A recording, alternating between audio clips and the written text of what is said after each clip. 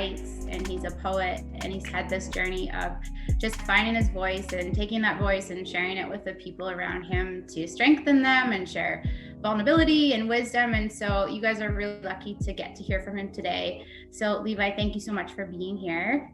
I am honored to be here, Naomi. Thank you for the invite. You're so welcome. I don't know a lot about you, and I'm sure everyone would like to hear about you. So let's go to like when you were young and you were growing up. Like, what did Levi want to be when he was little? Really? We're going to start there? Okay. I think when I was a kid, I always liked the idea of becoming a knight. I don't think that was a very realistic goal or profession, unless I was going to work at like medieval times or something like that. But that was what I really wanted to be when I was a little kid. And then firefighter was in there as well. I really liked that. But it was always playing with my brothers. So I had 5 brothers, or I still have them all. They're still all my brothers, and 2 sisters. So I grew up in a really big family. So there was a lot of play in that sense. And we moved around a lot growing up too. So my brothers were my best friends and remain so to this day. That's amazing. And so your brothers were a big part of your life. And who are some of the other influences that you had in your life when you were young? Definitely my dad and my mom, my grandma. Like, it's always been quite family oriented, just because we did move around so much, which was like that posed the beginning of some of the difficulties that I ended up struggling with. Was I would move every year, every 2 years. And so building long-lasting friendships and connections was always really difficult. So that was something that started to play out later in my life as well. Yeah, that can be hard, like constantly having to reinvent yourself and meet people. So how did that affect you through your younger years in terms of making friendships and trusting people? Was that hard for you, or how was that? I guess I was also homeschooled, so there's that as well. So I was homeschooled up until grade 11. Wow. So grade 11 was my very first year of entering the public school system and being around all the other real kids. And I played a lot of sports growing up, so I did have some social acclimation as well. But as far as being around all the other kids and fitting in, it wasn't existent. So it was more of a sink or swim moment. And that was a really difficult, that was like where I realized I don't know who I am, and I just needed to fit in with anybody, anywhere, and I was going to do what it took to do so. That's where I really started traveling a different path away from myself, because I didn't really know who I was. And that's where I really became quite a chameleon. I can fit in with anybody, anywhere, and I chose the types of guys that don't get messed with, because naturally that's where you're going to want to gravitate to. And if you have the capability to fit in there, sure. Wow. I can definitely relate to those things too, that trying to fit in and the people pleasing. And that's a really hard thing to break away from. So when was it in your life that you feel like you really started to figure out like who you were? And was there anything significant that happened in that time? I think it was more of a slow erosion more than a singular moment that kind of hit me square between the eyes. It was like everything that I would achieve, it was empty. It didn't matter what friends I had, didn't matter how much money I was making, didn't matter that I'd bought a house and bought a car and I had everything that the world says that'll make you happy on the outside. Levi Washington. My parents are still together, my brothers, but you don't really see what's going on inside, which was an interesting dynamic, where I felt like nobody actually really knew me. And I was on the inside, I was crying out through all of these behaviors that were quite addictive and quite detrimental and toxic, really. And it was just one thing after another, to the point where I couldn't sleep without the use of substances, and I was starting self-harming, and my relationships were really struggling at that time as well. And you get to a point where apathy kind of takes over, and you feel like your life just has no meaning left. And you get to that point, and it was a place of desperation. That was the summation. It was like there was this one week where I made a whole bunch of really poor choices, and I realized if I continue doing this, I won't survive, let alone become the man that I want to become. And that's when I ended up selling my car and renting my house out. And I moved to Europe for 6 months to join a volunteering program there and get my life together. I think I was 26 at the time. That's amazing. And so, as you began volunteering and all of these things, did you start to become feeling like more like yourself? Like, how was that experience for you? When I was in Europe, when I was away from my reputation, when I was away from my vices here in my hometown, allowed myself to be myself for the first time with people. And I realized I was okay. It was okay. It's okay. I didn't need to lie about the scar on my arm. Like, I didn't need to lie about this or that, or try and seem like something I'm not. And the fact that I was accepted for that, and people are, because that's what we're really looking for, is to be able to be seen for who we are. And it's really hard to live life when you're not allowed to be yourself.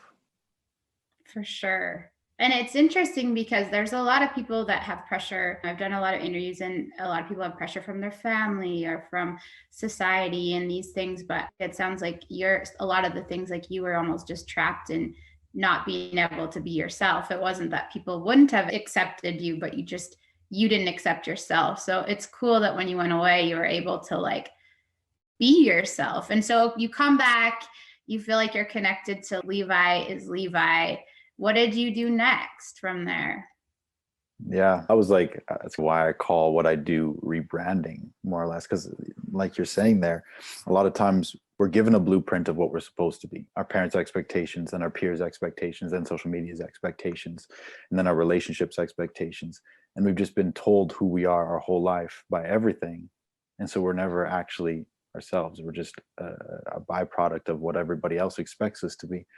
And that's what I broke free of at that time. And thought, okay, then what do I have? You got to take inventory of the cards that you have, and what are some things that are your strengths. And so for me, it was like, oh, I grew up an athlete. I know how to take care of my body, and how can I invest that skill into the world around me?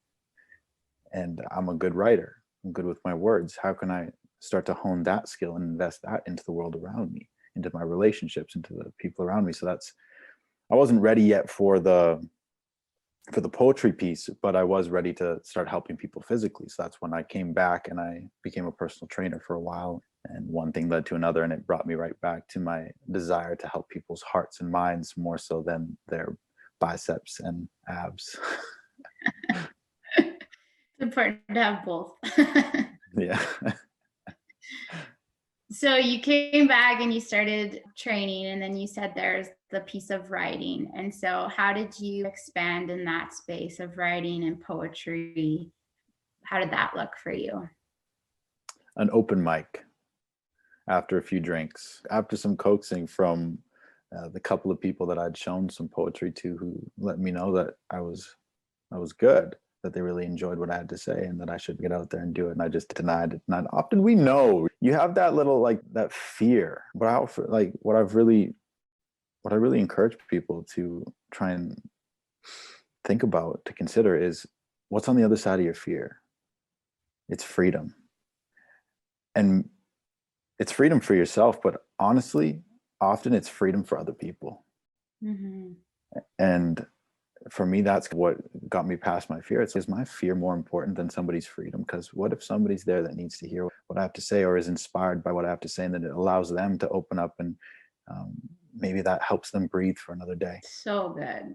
I feel like there's a lot of people that are watching, and you hear it all the time. I don't have a story, or this isn't significant, or I'm just whoever. And you're so right. It's so important to share your heart, because you never know. You could be literally one step ahead of somebody else, but that one step is like life changing for them. Yeah. So I think that's really cool. So now that you've stepped into this space, when you have a bit of a platform to influence people, what are the things that you want people to feel, and what is your values around that? That's been a navigation for sure. But I think what I aim at the core is challenging the status quo, challenging like a lot of the misconceptions that we often carry, but really just being able to share authenticity, being able to share my own vulnerability. And I think that just creates space for other people to do the same if they're ready for it. Absolutely. And I think that you don't ever realize even who's watching, but you're challenging people by just getting out there. So, what would you say just on a practical level? Because it's fine to see people speaking and sharing, but I'm sure there's a lot of fears around that. So, what are some things that helped you to put yourself out there in social media and things? For me, when I first started, it was actually about my own accountability. Then it was about thinking that I was somebody to listen to. That's still an awkward thing. It's like people literally follow me to listen to me talk about what I think. That's such a weird concept. But I didn't really know. I thought I would just fall back into my old patterns. And had I not put myself out there with some form of courage and some form of accountability to my own ego, then I probably would have slipped back. But once I posted on my Facebook, hey, every people who know me know who I've been, and I don't want to be that guy anymore. And I want to invite you on this journey with me as I try and grow and develop and learn about the man that I want to become. That then it was like that was the line in the sand that if I go back across that, now I'm a liar, now I'm a hypocrite, so that's more or less how it started, and then it's just blossomed from there, and it's given my life meaning. It's really, honestly, it saved my life. That's amazing. I love that, because I think that oftentimes people are just trying so hard to, I want people to listen, or I want it, they're on there trying to get all this attention, but to just organically do it because it's you. And I think it's important when you have a personal brand and that it connects with who you are, and that you're doing it because it makes you happy and because it's for you. And then people will find you because they connect with that too. And so I think you had it right. And it makes sense why you are encouraging and reaching a lot of people. So I think that's amazing. So now that you've done all these steps and you're speaking out and all of these things, what kind of legacy do you want to leave? What are some of the things that you want to pursue? Yeah, big question. Legacy. I was actually just on a call earlier today where we were talking about that. So one thing that I think is really important for people to do and powerful would be to write your eulogy, and not just write it about your accolades, but write it about your character. What do you want people to say about your character after you're gone? And then ask yourself, if you died tomorrow, because tomorrow is not guaranteed, would they say that? If not, I guess you got some work to do. And I think that is the heart that you want to have as you develop yourself, even develop your brand. Is what do you want people to say about your brand? What do you want people to say about you long after it's gone? That's so powerful. I'm looking at the big picture and not right this second. Mm-hmm. And I've heard that a lot, actually, is working backwards and then creating your stepping stones to actually get there. So that's a beautiful way to put it, though, your eulogy. You made it sound really nice. I guess that's the poet comes out sometimes. That could have went a couple ways. So if people want to find you, Levi, where can they find you? What kind of platforms do you have? I'm mostly active on TikTok. I do post on Instagram. I'd like to do a little bit more Instagram, but I've definitely found myself pulling more towards TikTok because there's just a lot more going on there. And low-key, self-awareness kicks in, and I've realized that I've been purposely creating more content for TikTok because the immediate gratification is so much higher right now. And I know I've been putting more energy there when it's I've been neglecting finishing my poetry book. I've been neglecting some of these other things that I'm working on, these long-term projects, to just pump out TikTok content, because I get so much traffic back so quickly that it's very addicting. So once again, that's another thing that I think people, if you are considering branding, if you are considering these things, you got to be really aware of your ego and how that's playing into the things you're saying and what you're pursuing. And because if you get too short term in your thinking, that's a killer, 100%. But yes, TikTok and Instagram, to answer your question. No, that's good. That was a nice, a little extra bonus in the answer. So thank you so much, Levi. That was amazing. And for those of you guys that are watching and you're oh my gosh, this stuff is good, I want to listen to it over, you can get the recordings. And for those of you who choose that, you can have these little bonus nuggets of gold. So Levi will be back with some of those. So thank you guys so much for watching. Thank you again, Levi, for being here. A pleasure, Naomi.